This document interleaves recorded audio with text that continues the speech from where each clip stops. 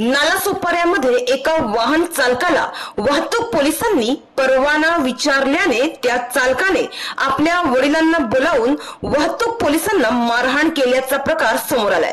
मंगळवारी सकाळी 10 वाजेच्या सुमारास ही घटना घडली। या मारहाणीचा व्हिडिओ समाज माध्यमांवर व्हायरल होत आहे। तर या प्रकरणी 3 जणांना तुळींज पोलिसांनी अटक करून त्यांच्या विरुद्ध गुन्हा दाखल केला आहे। तर या प्रकरणी मिळालेल्या माहितीनुसार नालासोपारा पूर्वेच्या नगीनदासपाडा येथील रस्त्यावर पोलीस हवालदार हनुमंत सांगडे आणि पोलीस अंमलदार शेष नारायण आठरे हे दोघेही वाहतूक नियंत्रण करण्याचं काम करीत होते। याच दरम्यान रस्त्यावरून जाणाऱ्या एका दुचाकी स्वाराला थांबवून त्यांनी त्याच्याकडे परवाना आणि अन्य कागदपत्र याची विचारणा केली। या कारणावरून वाहतूक पोलीस आणि त्या दुचाकी स्वार यांच्यामध्ये वाद झाला। या वाहन चालक मुलाने आपल्या वडिलांना बोलावून वाहतूक पोलिसांना लाथा बुक्क्यांनी मारहाण केली। तर या घटनेचा व्हिडिओ समाज माध्यमांवर व्हायरल झाला आहे।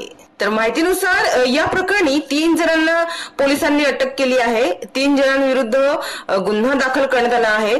पार्थ नारकर, मंगेश नारकर व आकाश पांचाळ असे मारहाण करणाऱ्यांची नावं असून त्यांना तुळींज पोलिसांनी अटक करून त्यांच्या विरुद्ध सरकारी कामात अडथळे आणल्याप्रकरणी गुन्हा दाखल केला असल्याचे वरिष्ठ पोलीस निरीक्षक विजय जाधव यांनी सांगितले आहे। या तिघांना बुधवारी न्यायालयात हजर करण्यात येणार असल्याचं सांगण्यात आले होते। तर वाहन चालकाला म्हणजेच दुचाकी स्वाराला वाहतूक परवाना विचारण्यात आल्याने त्याने या क्षुल्लक कारणावरून आपल्या वडिलांना बोलावून वाहतूक पोलिसांना मारहाण केली अशीच माहिती सध्या समोर येत आहे। आणि या प्रकरणी तिघांना अटक करण्यात आली आहे।